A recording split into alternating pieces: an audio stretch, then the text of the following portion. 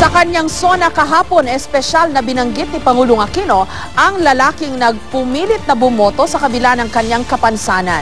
At sa pagsisimula ng voters registration ngayong linggo, may ilan kaming nakilala na handa ring magsakripisyo para lang makaboto. May report si Tina Panganiban Perez. Ang mga tulad ni Ginoong Nino Aguirre ay nakikihubog sa aking kinabukasan. Isipin po ninyo, hindi na nga makalakad dahil sa kapansanan, pilit pa rin niyang inakyat ang presintong nasa ika-4 na palapag ng gusali para lang makaboto at makiambag sa tunay na pagbabago ng lipunan. Salamat, Ginoong Aguirre. Sa State of the Nation address ni Pangulong Aquino kahapon, nabanggit niya ang pangalan ni Nino Aguirre, ang botanteng gumapang hanggang ika-4 na palapag para lamang makaboto noong nakaraang eleksyon. Hindi raw inakala ni Nino na mapapansin ng gobyerno ang kanyang sakripisyo. Kaya naman po. Nanggit po yung pangalan ko. Sa pagsisimula ng voters registration para sa nalalapit na barangay at SK elections, marami ring tulad ni Nino ang handang magsakripisyo para makaboto. Kahit po mahirap sa inyo, bakit po kayo nakipagsiksikan ngayon? Kailangan daw bumoto.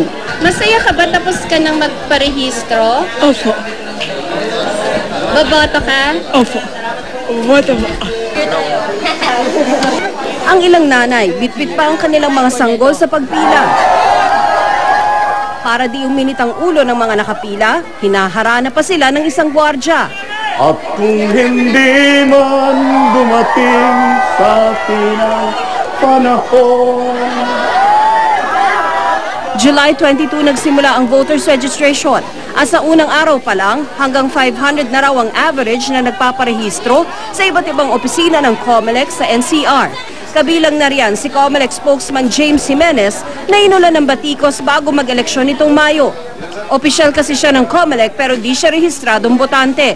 Kaya kanina, nagpa-reactivate na siya ng kanyang voters registration. Pagka-fill up ng forms, kinunan siya ng biometrics, litrato, fingerprints at pirma. Nag-apply na ako for reactivation, ano? At dahil standard naman itong procedure na to, makakaboto na ako sa darating na barangay elections. So, Sa mga nakaraang voter registration, nilalangaw ang mga unang araw ng pagpaparehistro. Pero ngayon, mismong COMELEC nagugulat sa dami ng mga dumagsa para magparehistro. this is an unprecedented turnout, ano?